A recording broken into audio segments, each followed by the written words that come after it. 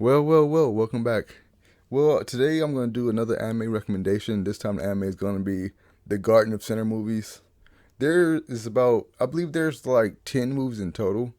Well, some of them are actually 30 minutes long. Like others are like 45 minutes to an hour. And I know two movies is like 2 hours long.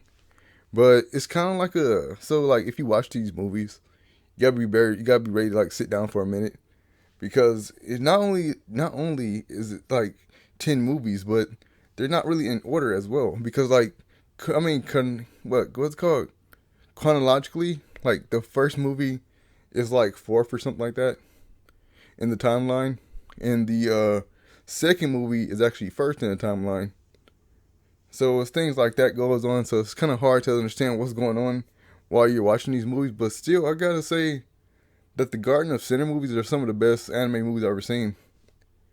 Well, in parent, like when it comes to like quality with the animation and the soundtrack, because like the animation, the company that did the animation is also Ufotable, just like the company that did Unlimited Fate Stay Night Unlimited Blade Works.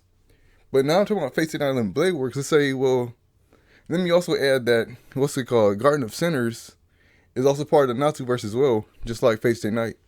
But the Fate series is more common, is more popular than like the other series, like I believe it's like a Tsukuhime manga. I believe that's the name of it.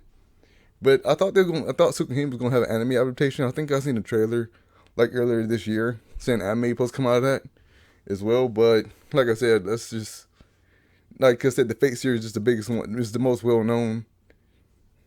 But let's talk about what the movie has to offer now. Like I said, the movie has to offer a great soundtrack, great animation, and it's also a great story if you understand what's going on. But like I said, the only hard part about understanding what's going on because like I said, the first movie takes place in like chronologically, so it's kind of hard to understand what's going on like to the fullest extent. But you'll understand like the gist of what's going on. Cause I know like the first time I watched the movie, like I understand the basic. I understand like the most part going like, well, she has to help this guy out. Oh well, she has to kill this other person, and then you understand like things like that. But when it comes to like, there's a part in the movie where like where this female, right, she got the power to control people, but she can't control Shiki for some reason. And Shiki, she's the main character of the show, of the movie. Also, Kokuto is also another main character. This has like two main characters, which is Shiki and Kokuto are the two main characters of these movies. But in the first movie, what's his name? Kokuto Mikia, he goes into like a coma or something like that, like for like a month. And it's up to Shiki to try to get him out of the coma and try to figure out what's going on. So this is like the first movie is like the movie that he doesn't really have much of a role to play in it. But the other movies, yeah, he has a way bigger role. So that's one thing you gotta keep in mind about these movies.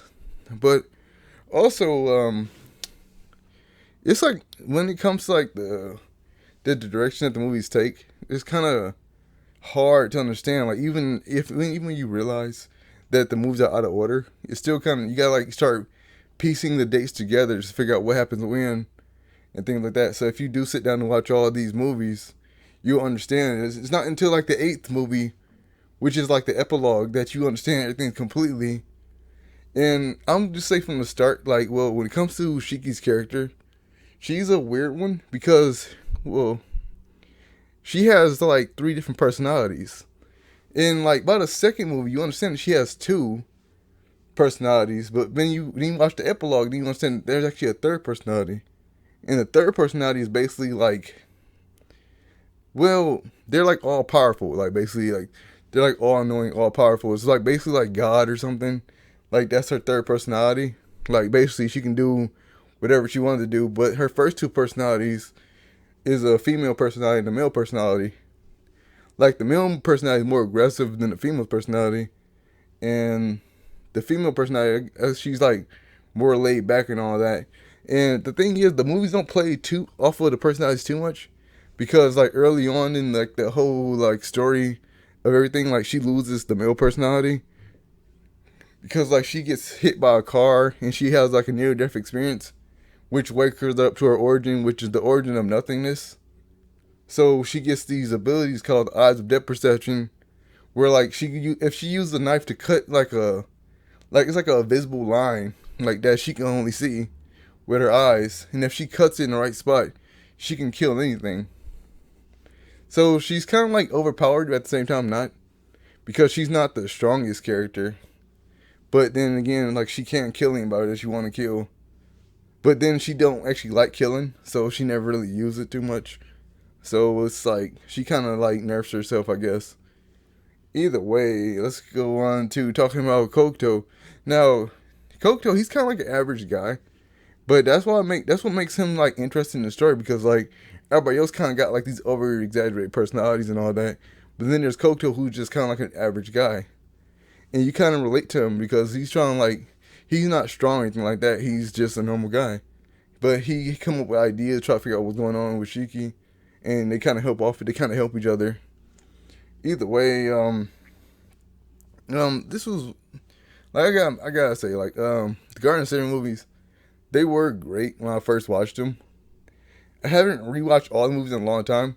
Like I watched 3 movies like back to back like a month ago, but then I wasn't able to finish because like to sit down and watch all like 10 movies. Well, like I said, like 2 of them is like 30-minute episodes, so it's not that long. But like I said, but then there's also two that's like 2 hours long, and the other one's like 45 minutes to an hour. So like that's like a big ordeal, and I don't got that much time out of my day to watch all of them. But if you do got the time to watch them, I would suggest that you do. And if you do decide to watch it, you should try to watch it while trying to pay attention to everything that's going on as much as possible, because it's gonna pay off in the end. Like when everything comes together, when you can finally understand what this movie's actually about. And every movie has its own ending, but it leaves it like kind of open end for like something else to start off. But at the end of the day, I enjoyed the movies. It's one of the best things I watched. So I hope that somebody else might check them out. And maybe I'm not too convincing on this one, but if I can say this, if I compare it to Fate Stay Night Unlimited Blade Works, I gotta say Fate Stay Night Unlimited Blade Works had way more action scenes and less talking, but this one has more talking and like less action scenes.